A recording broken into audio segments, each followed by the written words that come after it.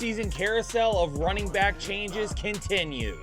Per Tom Pelissero, the Vikings have already informed Dalvin Cook that they will be parting ways with him this week. Now, right after that, though, Adam Schefter did tweet that it sounds like they are going to try and make a trade with him prior to Friday, and if that doesn't happen, he will be released at that time. And we're going to answer the question of where Dalvin Cook is going here soon when it happens. But for now, we need to talk about Alexander Mattison and whether he becomes a major draft day target. Over the last couple of years, if you've been looking for running back handcuffs or if you drafted Dalvin Cook, you were likely taking a shot on Alexander Mattison sooner rather than later, because in the last 2 or 3 years, when Dalvin Cook has missed time, Mattison has had some very good games, some nice RB1 performances even for you. But then in 2022, Dalvin Cook played 17 games for the first time in his career. Alexander Mattison was also healthy the entire year, but Mattison saw a career low in carries, a career low in yards, and a career low in yards per carry as well. He just wasn't utilized this year the way he had been in years past. And Dalvin Cook, because he played in every single game, Alexander Mattison didn't have a chance to kind of take over those 1 or 2 games to kind of remind you this is how good he could be. But how good can he be as a full-time starter? As of right now in underdog drafts, he's the RB22 off the board. After this news, I'm sure he's going to continue to climb, and I can see him climbing as high as RB15 in front of Kenneth Walker. As long as we keep him like at the end of the 3rd round or beginning of the 4th, that is really where that value becomes a nice draft opportunity.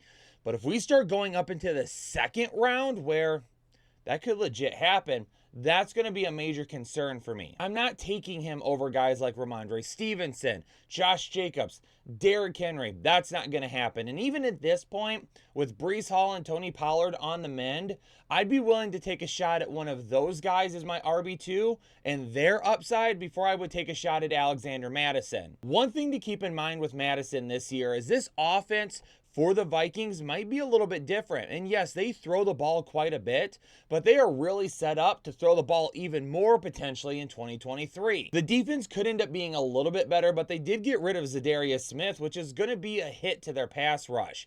So if they give up the same amount of points, and if they're not much improved from last season, the offense is going to be throwing the ball quite a bit to keep up or come back in games. And this offense, you still got the man Justin Jefferson, right? He's going to command a ton of targets. Jordan Addison basically replaces Adam Thielen, but is a more athletic, more dominant version of him. And then you've got a full season of TJ Hawkinson now.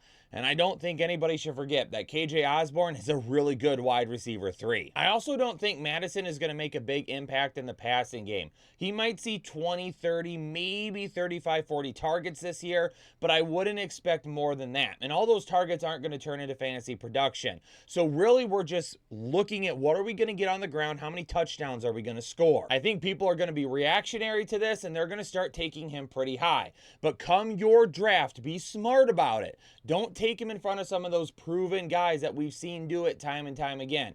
Don't take him in front of some of those guys that we know have a ton of upside. Be very careful with that. So Headliner Nation, in the comments down below, let me know where you think Alexander Mattison falls. Do you think he's a guy that finishes top 12, top 24? Where do you think he is this year at the end of the season? Also, make sure you hit that like button for me. And if you've been living under a rock and this is your first time here, hit the subscribe button, because I guarantee you're not going to want to miss out on what we've got the rest of the offseason and, of course, in season. Yo, Headliner Nation, peace out, stay safe and healthy, and I'll catch you all on the next episode of the Fantasy Headliners. Analytics off the chain, all the channels not the same. Jake and Kyle, you know the name. Headliner